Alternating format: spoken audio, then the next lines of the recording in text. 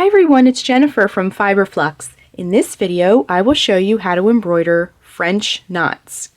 French knots, like the ones shown here, are little tiny knots that add nice detail and texture to your knitted and crocheted pieces. And here I've done a few just on some single crochet, a little swatch I made. And they're very quick and easy to do.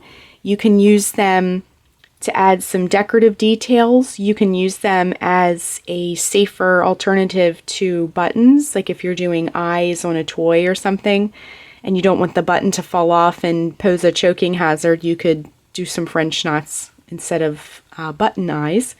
And I just wanted to show you, I made this snowman recently and I used French knots to make his eyes and his buttons and all the little snowflakes. So you can really add it as a decorative element to your pieces. And what I would recommend is to definitely do your French knots on a more dense fabric like this. If you're crocheting, single crochet works nicely, or half double crochet. I've done mine on double crochet fabric, and you just have to be careful because of the open holes and the nature of the fabric that it creates. But you can do it, and definitely experiment and see what works best for you. But I find the best results happen on this dense, less holey type fabric, and it's nice and sturdy to do your work on. If you're knitting, garter or stockinette works really nice for your French knots. So what you'll need is you'll need the item that you will be embroidering on. You'll need just a length of yarn. I'm using here for both swatch and the embroidery some worsted weight acrylic. This is just some, this is just some Red Heart Super Saver. This is lavender and spring green, I believe, in case you're wondering. You'll also need your scissors. I like to use these small embroidery scissors because they have a really nice point. And you can really get in there and get under the stitches if you need to. Scissors, large scissors like these don't work as well because they have a very large tip on them. However, you know, if that's all you have, I've used them in a pinch and it's fine. But, you know, these work really nicely. And you can pick them up just about anywhere. You'll also need some tapestry needles if you are working with yarn. If you're working with embroidery floss or thread or something, you'll need an embroidery needle. And you can find these in any craft store or fabric store. But if you are working with yarn onto your piece, like a hat or a scarf or a sweater or something, you'll need a tapestry needle. Some people call them yarn needles. And they come in all different sizes, like here. And this one is smaller, maybe for some sock yarn or something like that. This one is the one we'll be using today. This is a little bit bigger, and you want to make sure that the eye of your needle is going to be large enough to accommodate the yarn. And alternatively, you could use plastic needles. You can find them too just about anywhere, and they have a nice large eye on them. I prefer to use a metal needle. That's just my own personal preference, but it's nice and sturdy. I personally don't like to have a lot of flex when I'm embroidering. These plastic needles have a good amount of flexibility in them, and when you're working stitches, if you want something more rigid, I would stick with the metal needle. But some people like that little bit of give, and it's really just a personal preference, and it really comes down to what you have on hand. You can use either one, it's fine. So to get started with our French knot, I've already made a few here. What you'll do is you'll take either your length of yarn, and I've already started, so I'm just going to thread my needle here. And if it pulls apart, you can give it a little fresh cut here. Sometimes the plies want to unravel and come apart. You can just trim that off. And if you notice, I gave it a little twist before I passed it through the eye here. And you're just going to thread it on there like a little tail, just like that. Now, whether you're starting with a new piece or you already have your piece, you're going to come up from the back. So let's start our first French knot. We're going to come up through the back. Just pick the spot where you'd like it to be. I think I'll make a little box here. So I'm going to come up through the back here and pull it. Now I'm pulling mine taut. If you're starting with a fresh piece, just pull it so that there's about this much sticking out of the back. You don't want it to be too short because it'll pop through.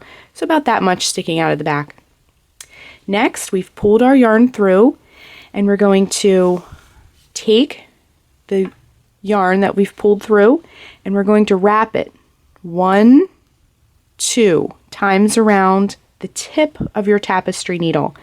Next, we're going to go, and I'm going to bring this up a little closer. See where the yarn came up through here? We're going to go right next to that. You don't want to go down into the same hole because it'll just pull it through the hole. But you're going to go right next to where you came up from. So let's go back down with our needle. And I like to go straight down to keep everything nice and neat. And you want to do this pretty slowly. Embroidery is all about nice, neat stitches. And you'll want to just pull it through, pull it through, pull it through. And it's going to make this nice little twisty knot. Almost reminds me of sort of like a pretzel or something. So let's do another one. We're going to come up through the back here, pull the needle through. Next, we're going to wrap 1, 2, and you notice that I hold it still with this left hand because you want it just like with knitting and crochet. You want to have good tension when you work your stitches. And you're going to come back down through it right next to where we came up. And with yarn, sometimes if it's a little bulky, you'll have to maybe wiggle it down in there. And then just go straight back down and pull it, pull it, pull it, pull it, pull it, pull it through. Just like that. And you don't want to pull it too tight because it'll distort your pretty little knot and make it look too tight looking and make it disappear, sort of. So that is how you do a French knot. Let's do one more. Just do a third one just to really practice. So come up through the back, go 1, 2 around, and then go right back in next to where, see, I had to wiggle that a little bit. Sometimes if you have to go through the plies, you might need to shimmy it in there, sort of. We're going right next to it, and we're going to pull, pull, pull, pull, pull, just like that. And I wanted to mention that my grandmother taught me how to make French knots, and she's very, very quick. But for me, it took lots of practice, and I had to make them over and over and over again till I got them looking the way I wanted them to. So I want to encourage you to do these over and over and over again until you get them looking the way you want them to look with your tension. Just like when you were learning how to knit or crochet, it's the same idea. And there's our last one. We made like a little flower. And like I said before, you'll want to make lots and lots of these and just practice, practice, practice. And I had to make many, many, many of them before I felt comfortable enough. And they make, like I said, nice little additions to all of your pieces. And if you look at this side view, they add a lot of really nice texture. And they make your piece really pop and add some dimension. You can even do a border of them. And here I have some, this is like my sampler swatch here, but I have some back stitch and some running stitch up here. You could even put some in between in a different color. You can really go crazy and make your pieces really stand out, and it adds another dimension. So this is our French knot tutorial.